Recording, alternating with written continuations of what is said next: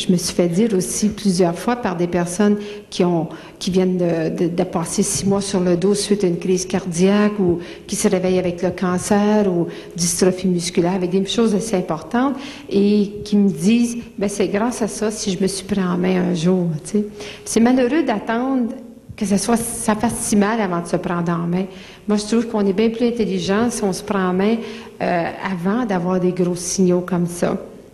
Et parce que, disons, d'accepter que notre corps nous parle comme ça, c'est un peu l'exemple que je pourrais donner. Disons que vous ne savez pas, vous êtes en auto, là, vous rendez à Québec, puis vous vous êtes pas rendu compte que vous vous êtes perdu, que vous n'êtes pas sur la bonne route. Puis là, tout à coup, vous voyez un panneau qui dit « Montréal, 70 km d'ici ». Puis là, vous dites, oh ben non, franchement, là, ils ont dû se tromper, ça se peut pas. Moi, je sais, je m'en vais à Québec. Qu'est-ce qu'on a fait à mettre un panneau de Montréal sur une route de Québec? Vous voyez, c'est ce qu'on fait quand on ne veut pas accepter que notre corps est en train de nous donner un message pour nous ramener sur la bonne route. Il faut vraiment accepter qu'on est complètement responsable de créer notre vie à 100%. Les personnes qui n'acceptent pas la notion de responsabilité, ils sont pas capables d'adhérer à l'enseignement d'Écoute ton corps parce que ça, c'est un des critères bien, bien importants. C'est accepter que nous sommes tous des dieux créateurs, puis on est toujours en train de créer notre vie. Alors, est-ce que j'utilise mon énergie créatrice pour me créer des belles choses, me créer ce que je veux, ou j'utilise mon énergie pour me créer ce que je veux pas? Parce que ça, c'est ça notre pouvoir de choisir. Hein, on a tous le libre arbitre, nous sommes tous des créateurs, mais on a toujours le choix comment on utilise l'énergie. C'est comme vous avez du feu, vous avez le choix de l'utiliser soit pour détruire une ville entière, ou vous pouvez l'utiliser pour réchauffer des aliments ou réchauffer une habitation. Tu sais, toute énergie peut être bien ou mal utilisée. Alors, la même chose, notre énergie créatrice, c'est nous qui décidons qu'est-ce qu'on fait avec. Puis moi, je trouve que l'univers est extraordinaire, s'arrange pour nous envoyer toutes sortes de messages partout autour de soi, les gens qu'on attire, les malaises qu'on a dans notre corps, ce qui se passe dans notre monde. Et continuellement, vous êtes confrontés à vous regarder à travers tout ça.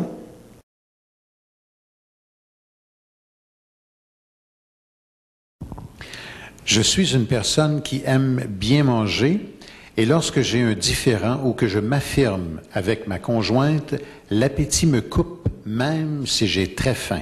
Pourquoi? Et c'est signé un homme sensible. Alors, c'est vrai qu'il y a des personnes qui, quand ils vivent des émotions, sont portées à manger beaucoup, beaucoup, puis d'autres se coupent de la nourriture. Alors, comme la nourriture vient de la terre, puis la terre, c'est symbolique de notre mère. Hein? Symboliquement, la terre, ça représente maman, notre mère, et le ciel représente notre père, donc plan symbolique.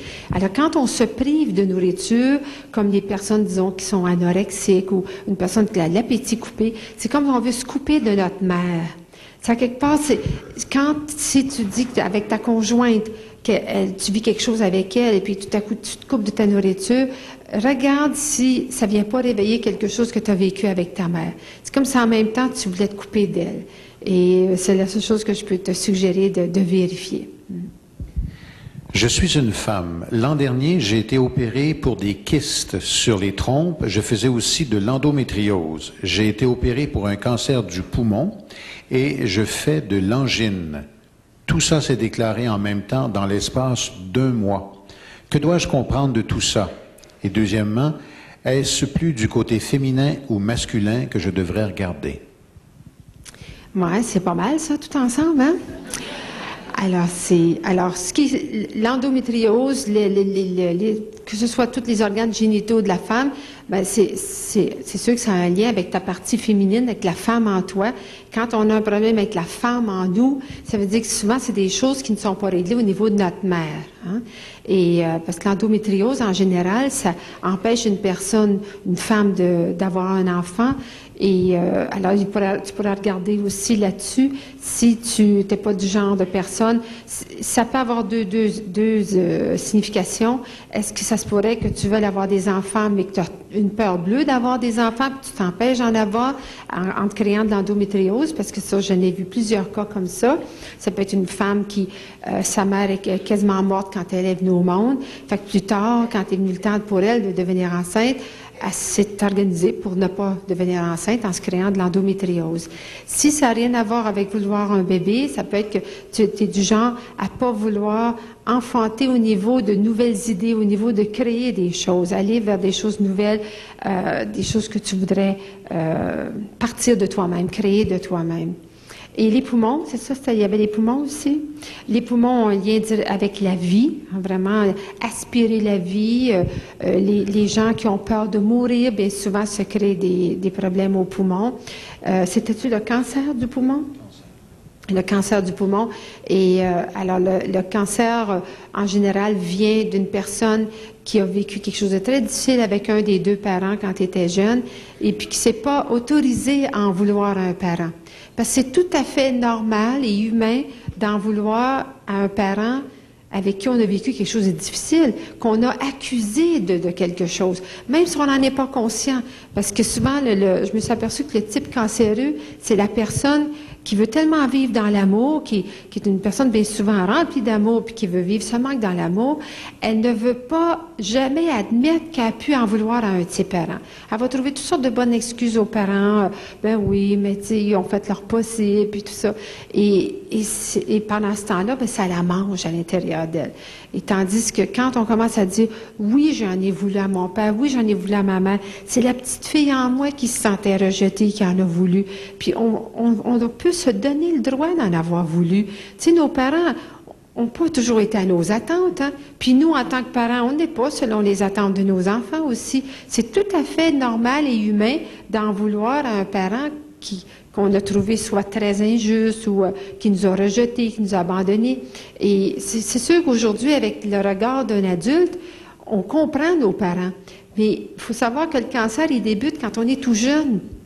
C'est cette blessure-là qui est vécue dans l'isolement, qui est vécue quand on ne peut pas en parler à personne, puis que ça nous mange à l'intérieur, puis on essaye de repousser, puis de dire non, non, non, non. Je peux pas en vouloir à mes parents. Ça serait mauvais, une mauvaise personne. Je serais méchante si j'en voudrais. Surtout si on a eu des parents qui étaient bons puis gentils. Tu sais, ça, c'est les genres de parents avec qui on a toujours le plus de difficultés à régler de nos choses. Plus on a eu un parent qui était, tu sais, quasiment une sainte, là, ou, tu sais, tellement bon, c'est comme si on ne se donne pas le droit de leur en avoir voulu pour quelque chose. Puis c'est tout à fait normal d'avoir vécu certaines blessures avec nos parents. Je vais en parler beaucoup plus dans la conférence des 5 blessures, là, comment on vit tous des blessures, mais à des différents degrés. Alors ça, c'est le cancer, puis qui a un lien avec la vie, te donner le droit de vivre, de vivre comme tu veux vivre ta vie. Comment ne pas manger ses émotions? Je vis souvent des émotions avec la personne avec qui j'habite et pour me défouler, je bois ou je vis de la colère intérieurement. Je suis tanné, quoi faire? Ben, c'est de l'exprimer. Hein? Tu as le choix entre boire, manger pour essayer de remplir ce vide-là, mais finalement, c'est juste une illusion de remplissage. Ça règle rien.